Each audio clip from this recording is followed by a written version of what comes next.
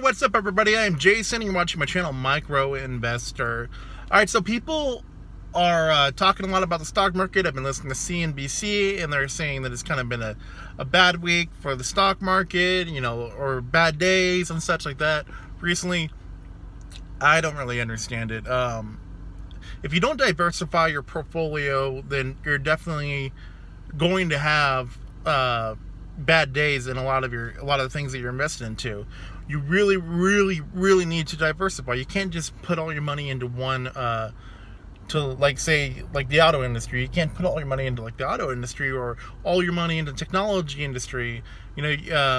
Those things can all interact with each other. So you definitely have to spread your money around. That's the way I do it. A lot of people say it's crazy for me to invest into 50 companies, but that's the way I work, and I'm always up. Something might be down, but there's something else there to pick it back up. It's like how an ETF kind of works. You think about an ETF, definitely will kind of balance itself out. So, for example, look at the S&P, right?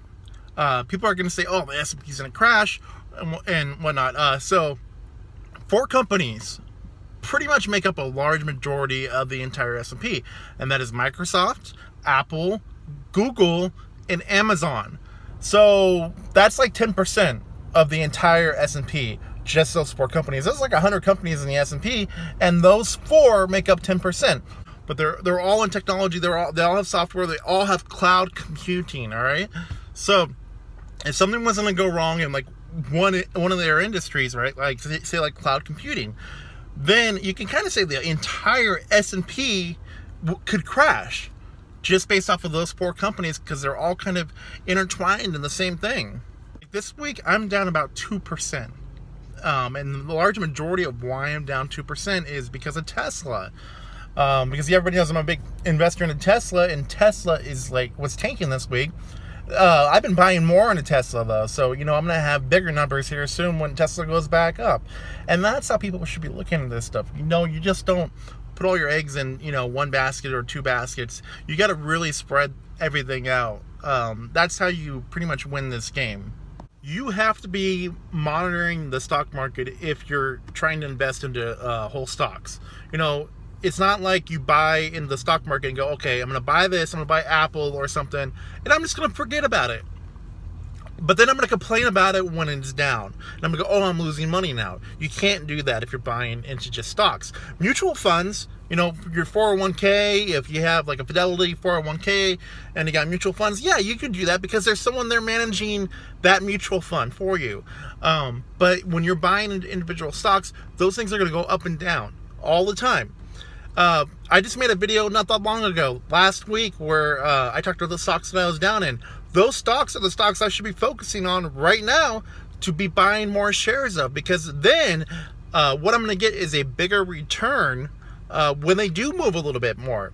When they move a little bit up, then I'm going to get a much bigger return than when I would when they're down right now. They're not going to move much. So you have to monitor the stock market when you're buying whole stocks, because these things will change. Also, there's way too many people right now that are buying stocks on assumption, assuming that they're going to make a lot of money off of it. You can't be assuming that you're going to make a lot of money off of something.